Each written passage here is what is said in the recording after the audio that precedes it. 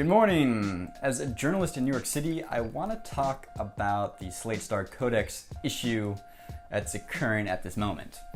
In fact, I just had dinner with the New York Times reporter last night, so I feel like I can offer particular insight. Let me put on a sports jacket, make myself a little more presentable, so people take me seriously as a serious New York City reporter that's worked at Bloomberg. Yeah.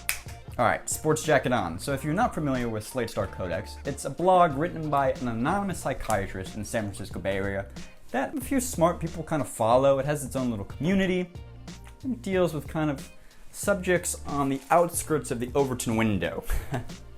People like Paul Graham read it, and I've read it from time to time. I find it a fascinating blog. But 2 days ago, Slate Star Codex published a one-page article that said, "For perpetuity, I'm taking down the blog. It's no longer going to exist." The New York Times reached out to me to do a story on my discussion of COVID-19 because I guess predicted a few things early. They said they were going to use my full real name and kind of out my anonymity. I told them I don't want them to do that. They said they were going to do it anyway. So I'm taking down the blog because I don't know what else to do. I read that, I thought, that's interesting. Why is the New York Times so hell-bent on publishing Slate Star Codex's real name? So I reached out to Scott Alexander. Scott Alexander is simply an anagram of Slate Star Codex, but I'm going to call him Scott Alexander for the remainder of this video. I reached out to Scott Alexander and I said, hey, I have a few questions. Why did you agree to speak to the New York Times? Do you have any media training? How long have you been going back with the New York Times? And what did they say when you told them you didn't want your full name published? You have an anonymous blog on purpose. It's anonymous. You're a psychiatrist. You have patients. You have a job.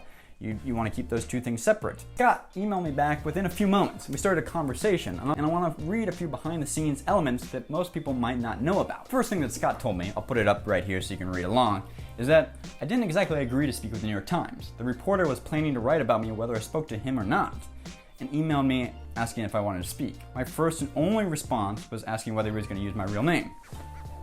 After he confirmed he was, we had an off-the-record conversation about the reasons why I wanted him not to do that, which ended with him talking to his editor and saying the Times policy was that he had to. Ding, ding, ding, ding, ding, alarm bell. That is not a Times policy. In fact, when I was having dinner with the New York Times reporter last night, I brought this up and he's like, classic nonsense. It's just an excuse because they want to publish his name. Let's keep going. Scott tells me, I've never done any training in speaking to the media.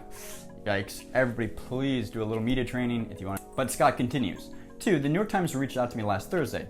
This was after they had already reached out to about a dozen of my friends.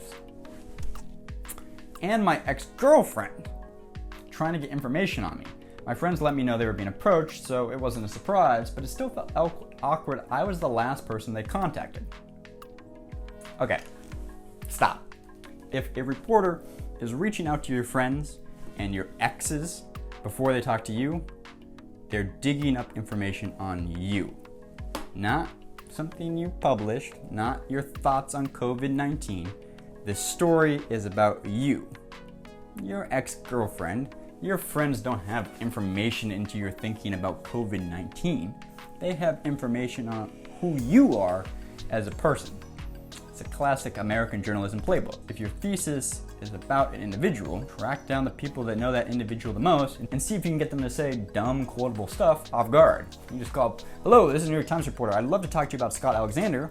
A lot of people are like, oh, yeah, sure, what do you want to know? Rather than, oh, okay, well, I'd love to talk to you, but let me speak to Scott first. But equally important is the fact that Kate Metzer, the New York Times reporter working on this story, if you think I can't find out who's writing what in this world before it gets published, even if it's secret, you are incorrect. I know people everywhere. I wanted to see what he was saying to Scott Alexander's friends and ex-girlfriends to get them to talk.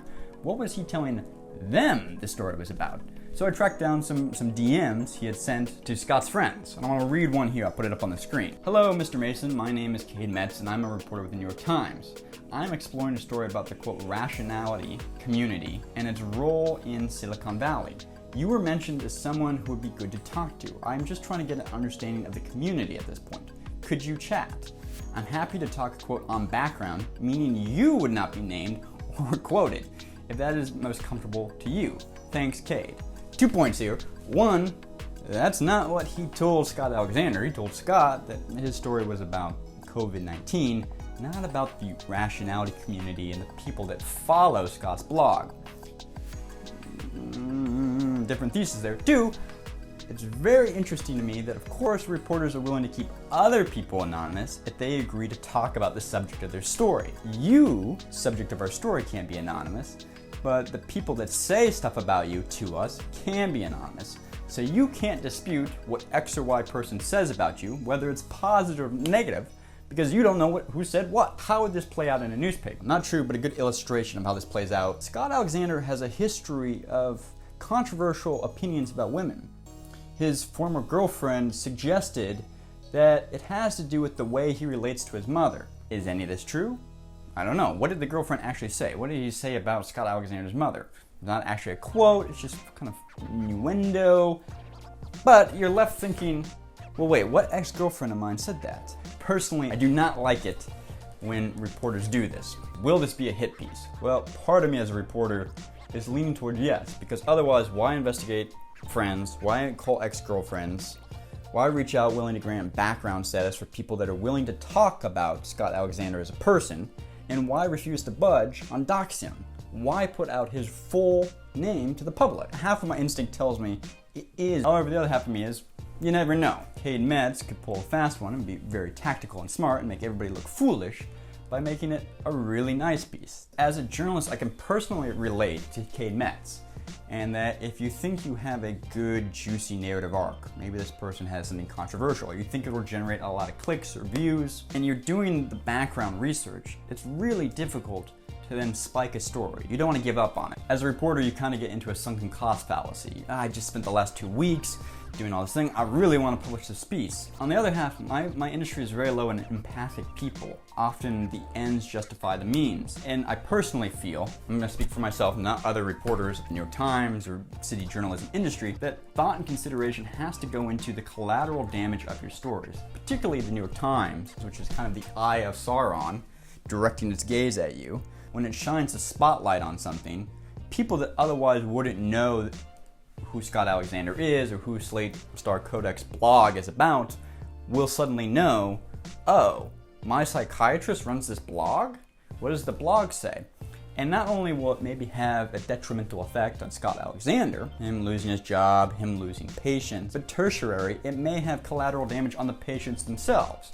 If Scott Alexander gets fired, all those patients are out of psychiatrists they normally see. Probably a pretty good one. And who knows the kind of unknown domino effect that may have on those patients' lives. I really think the New York Times and reporters need to wrestle more deeply and make a decision, is this right? Is this in the best interest for the most amount of people? Would I want this done to one of my friends? Would I want this done to myself? What is the real goal and purpose of my story? Is it for clicks? Is it for traffic? Is it to, quote, create conversation?